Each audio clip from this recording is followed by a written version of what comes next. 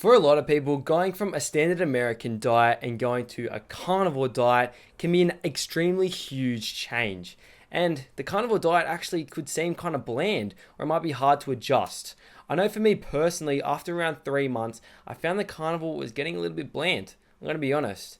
I found that eating salt, meat, and eggs and a little bit of milk here and there just wasn't really cutting it in terms of flavor, and I was getting a little bit bored with what I was eating. I remember those times when there was bacon or eggs and I kind of got turned off them a little bit and I needed a bit of something to switch it up. I found like I was eating the same taste over and over again, and I wasn't getting really too excited for meals, which I used to get really excited for food. Now, one perspective could be, that's fine. You shouldn't have to enjoy every single meal. Food is fuel at the end of the day, and I completely agree. Now, if we're being honest, we really do want to have delicious food. And if we can have delicious food, it's going to be so much easier to stick to realistically. Realistically, I wish I didn't care about the taste of food, but it's deeply ingrained inside of me that I do care about food. So for me to stick to a diet, it actually needs to taste great. So because of this, I decided to bend the rules a little bit from strict carnivore and add in a couple new things to kind of keep the carnivore diet fresh, to keep it delicious, and to keep me sticking to the carnivore diet for a long time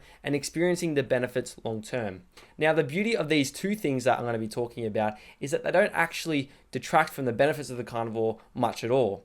Maybe a slight tiny bit, but really not much at all. These two quick things made the carnivore diet so much easier to stick to, and it wasn't a slog to stick to the carnivore diet every single day. It made me excited to eat meals. It made me excited to get the calories in and to give my body enough energy that it needs for the day. Now, the first thing I added was some new seasonings. So I wanted to add a little bit of seasoning to my eggs, to my steak, to my other different dishes. So one example that I know is that steak, adding a little bit of rosemary and garlic powder to it before you cook it can add a lot of flavor. Now, that's something that I've been doing for the last few months. I don't do it every single day. I only do it a couple times a week, but it just adds a little bit of extra flavor and it makes it really exciting to have a steak. Now, as I said, it's only a few times a week. I eat steak a lot of the time with just salt and pepper or just salt, and that tastes just fine as well. But having that variation throughout the week keeps the meals fresh, keeps them interesting, and keeps me excited to eat my meals. The beauty of these as well, rosemary and garlic powder, is that they're actually really low in carbs. You're only using a couple grams of herbs, which means the maximum amount of carbs that you're going to be ingesting with some of these herbs is 1 or 2 grams, which is really not much at all. Now, you may be screaming at the camera, what about all the anti-nutrients in herbs? Well, yes, there is anti-nutrients in herbs. Obviously, they're a plant, so they're going to have a bit of defense chemicals and defense mechanisms. However, I believe personally that it's worth it to sacrifice a little bit of that for the taste. Now, you have to be careful with seasoning because you don't want to have seasonings that are too high in carbs. So you want to be using low-carb seasonings.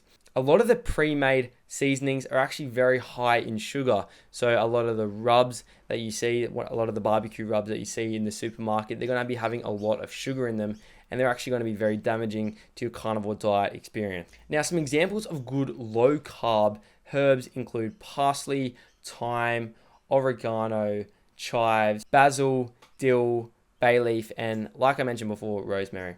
Now, my second tip is adding a little bit of fruit and yogurt to your diet. Now, specifically, the fruit I'm talking about is berries. And the reason I like berries is because they're lower in carbs. So strawberries, raspberries, and blueberries have an average of around 8 to 12 grams of sugar per 100 grams. However, some other types of fruit like bananas have more than 20 grams of sugar per 100 grams, which is more than double. I also love these fruits because they have so much flavor for the amount of sugar. So strawberries, they have only 8 grams of sugar per 100 grams, but they're so packed with flavor and they're really delicious. You don't need to eat a lot of strawberries to get that really nice flavor. The beauty of fruit as well is that they're much lower in anti-nutrients when compared to vegetables, legumes, and grains. And that's why fruits are the best option if you're looking to have some plant food. Now, this is definitely not a treat that you should be having every single day. I personally have yogurt and berries 3 times a week, and I find that just keeps me feeling good. It keeps me with the sweet craving kind of stopped, and it just makes it a lot more easier and enjoyable to have carnivore. I normally would eat this at dessert time because it's more of a sweet dessert kind of food. And yeah, I just really look forward to it. And it's really good. So yeah, overall guys, adding a little bit of fruit and yogurt or adding some seasoning to your steak every now and again is a really good way to keep the carnivore super fresh and enjoyable. Now, if you want to be strict carnivore with just salt, that's great as well.